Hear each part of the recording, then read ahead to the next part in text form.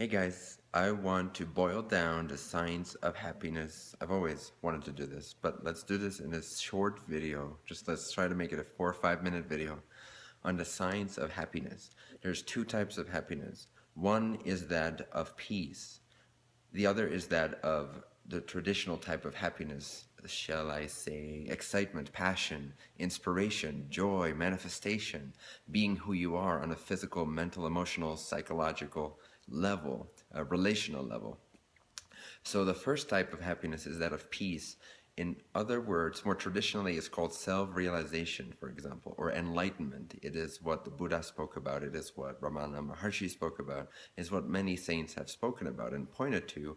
It is that inner sense of happiness, that inner sense of well-being that can never change. It's the changeless. It's to realize the changeless within. That is where the first type of happiness, the peace type, comes from, self-realization, to realize who one is, or what one is, rather. The second type of happiness is more about who you are. The first type of happiness is all about what you are. What you are is pure, undiluted, perfect, ever-present, changeless, eternal, timeless consciousness. And I'll point to this in a few simple steps so that you can experience this if you're new to this. And for those of you who have been following me for a while, you probably already are very familiar with this. But if you're new to this, I'm excited to try to get this down in a couple minutes. So right now, take a deep breath. Relax. Relax all your thoughts.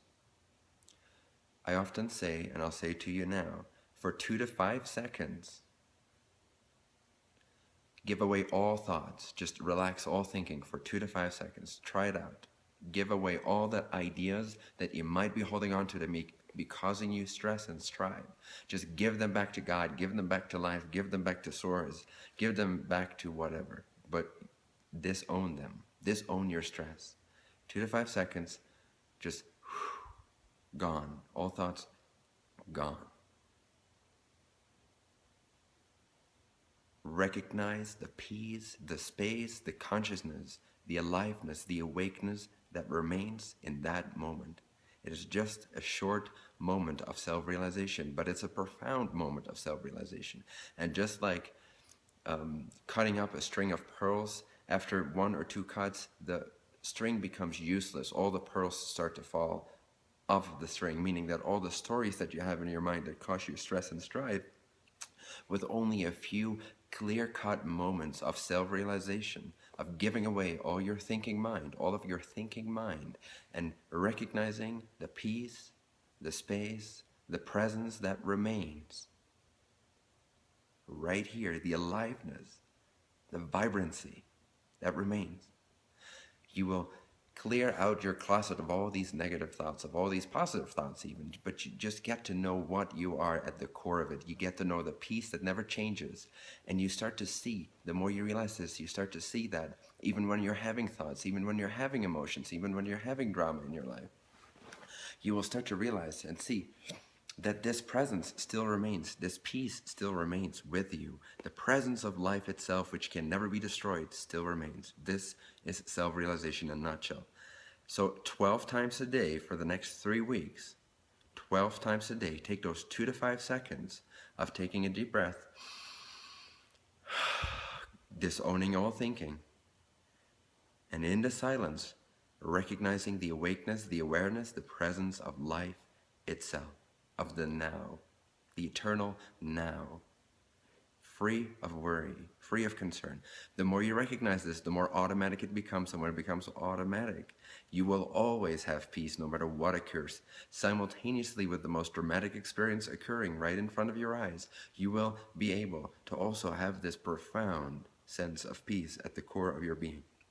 Okay, happiness type number 2. This is more varied, but I'm going to just keep it real short and real concise.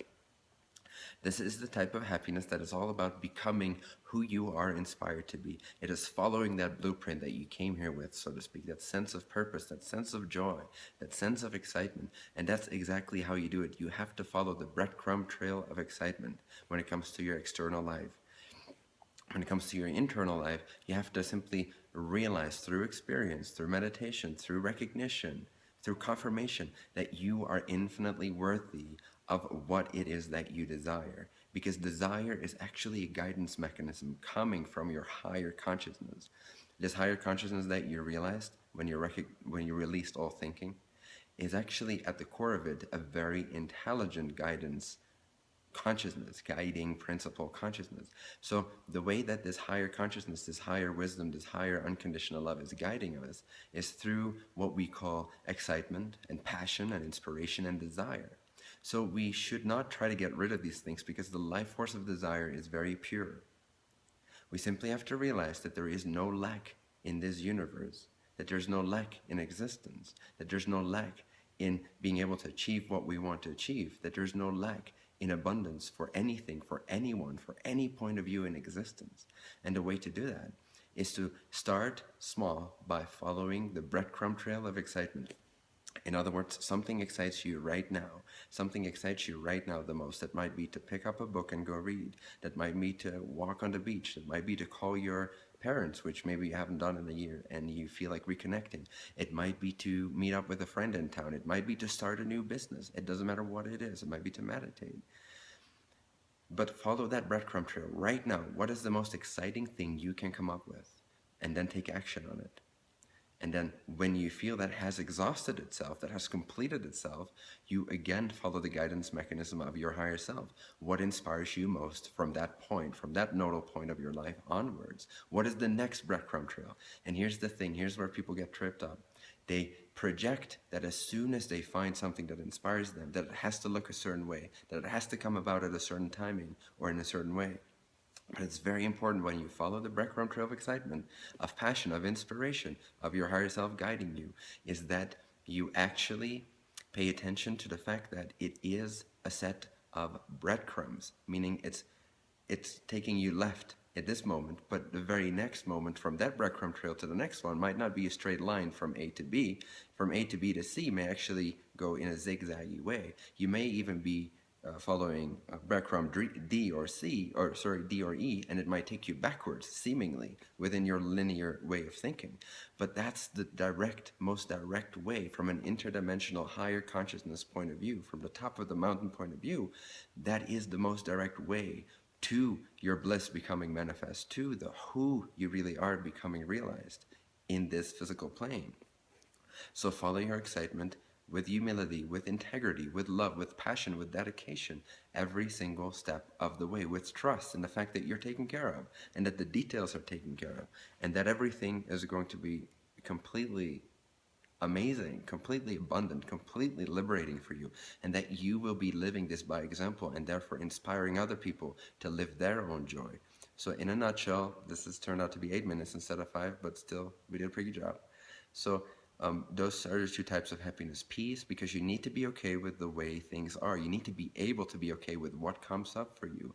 And B, you need to also not be afraid to make changes, to follow your joy, to become a more ecstatic, radiant expression of what inspires you, to become a better channel for the light of your higher self, as I call it. So enjoy.